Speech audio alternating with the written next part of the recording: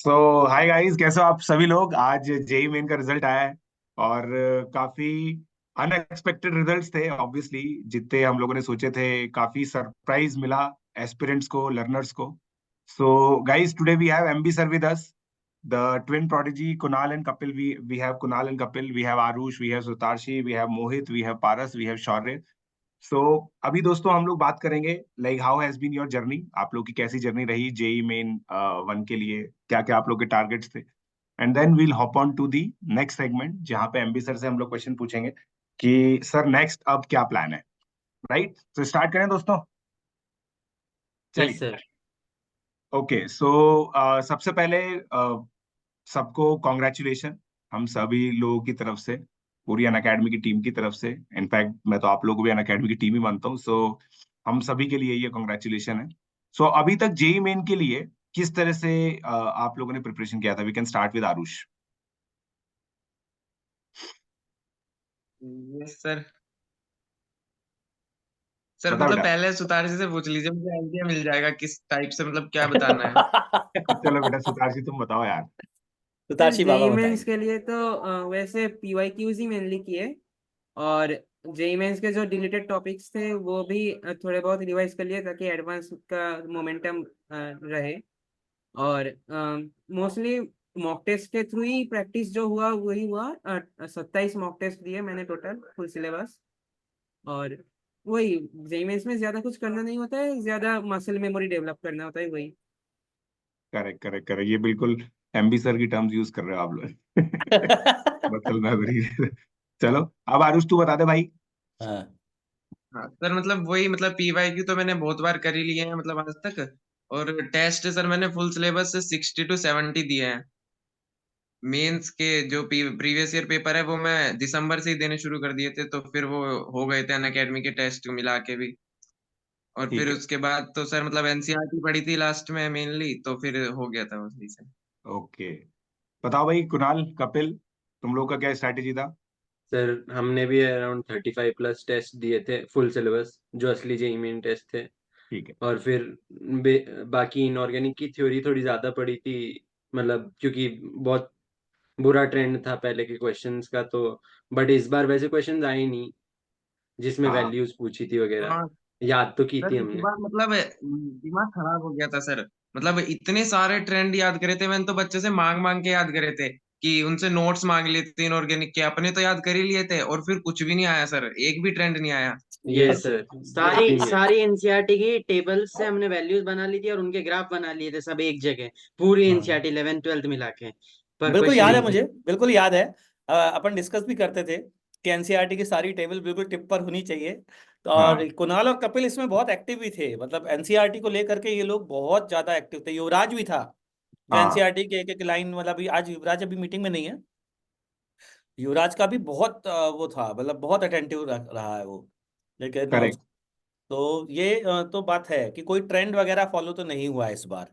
तो अब सर मेरे को पर्सनली ऐसा लगता है कि जेई मेन को तो अपने को भूलना पड़ेगा, क्योंकि सर भूलना ही चाहिए, क्योंकि ये जो हाँ बच्चे हैं ना, मतलब मेरा मानना यही है कि मैं इनको यही समझा रहा था कि तुम सब टॉप 100 के कंटेंडर हो, और बल्कि मैं तो बोलूंगा टॉप 10 के हो।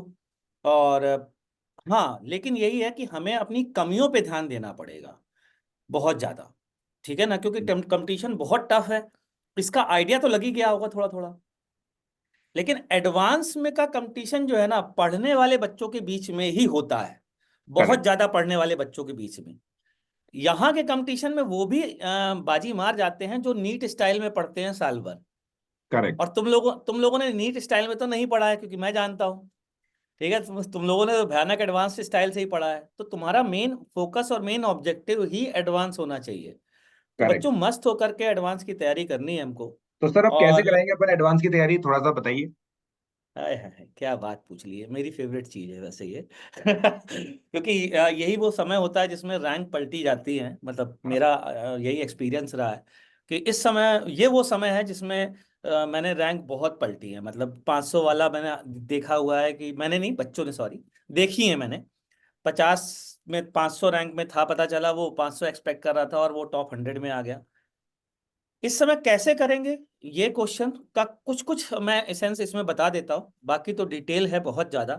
तो इनकी प्लानिंग सर हो चुकी है, ये तो आप भी जानते हो। प्रशांत सर पूछ जरूर रहे हैं कैसे करेंगे, जानते सब हैं। तो कोई नहीं, लेकिन फिर भी बता देता हूँ। तो सबसे इम्पोर्टेंट चीज़ है कि इनका डे बाय डे प्लान है। फिर इसके बाद इनके हर अल्टरनेट डेज पर टेस्ट होंगे। कोई भी इंडिया में कहीं पर भी कोई भी नया क्वेश्चन अगर है अवेलेबल, तो वो इनके सामने जरूर आएगा। ऐसा पॉसिबल नहीं है कि वो क्वेश्चन इनके सामने ना आए। इसके भी हम लोगों ने अभी से काम शुरू कर दिया है, और अभी से मैं अपनी स्क्रीन पर यही काम कर रहा हूँ। तब से लगातार 1.5 घंटे से हाँ बैठ करके इनकी प्लानिंग कर रहा हूँ।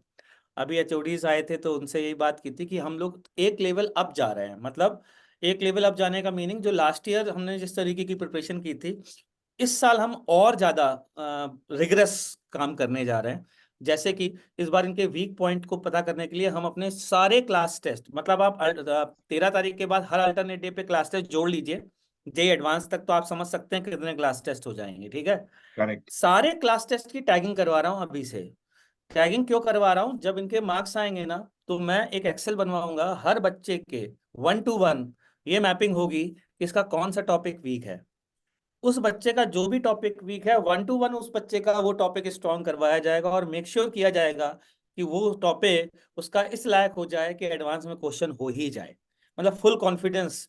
तो ऐसा जब तक नहीं होता है तब तक मैं चैन की सांस लेने वाला नहीं हूँ। तो हर टॉपिक, किसी भी सब्जेक्ट का कोई भी सब टॉपिक छोड़ने वाले नहीं है अपन। मतलब उस पर फुल कॉन्फिडेंस अपन को चाहिए कि हाँ होगा ही होगा।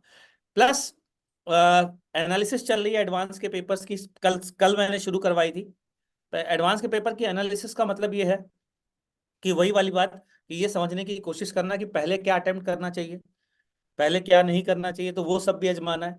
तो मेन चीज तो यही है सर। देखो, बहुत सिंपल सा फॉर्मूला है, रिग्रेस एंड स्मार्ट वर्क, है ना? वही विन करेगा। तो रिग्रेस भी करना है और स्मार्ट भी करना है, तो जितना ज्यादा स्मार्ट वर्क अपन कर सकते हैं वही करेंगे। तो बच्चों, बस इनसे यही कह रहा हूँ कि बोर्ड के तुरंत बाद आपको शुरू कर देना है। और सही मैंने है। अपनी हाँ, मैंने अभी और मतलब एचओडी से। इनफैक्ट सर अभी मतलब मैं ये चीज मेंशन करना चाहूंगा लर्नर्स को जो भी इस वीडियो को देख रहे हैं। ठीक है, मैंने खुद ने अभी मतलब सर पता है ऑलरेडी क्लास के मोड में आ गए हैं। आप सोचो आज सुबह 6 बजे 6:30 बजे रिजल्ट आया और ये वीडियो शूट किया जा रहा है 12 साढ़े 12 बजे के करीब। तो ऑलरेडी हम लोगों ने क्लासेस स्टार्ट कर दी है। ठीक है, तो इसका मतलब ये है कि हमारा जो कमिटमेंट है जेई एडवांस के प्रति वो कितना सॉलिड है।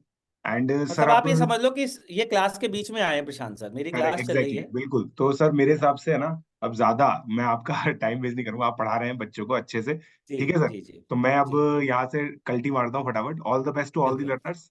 थैंक यू ठीक सर। है सर। Okay sir, okay. ठीक sir, thank okay you sir. Sir. Ji.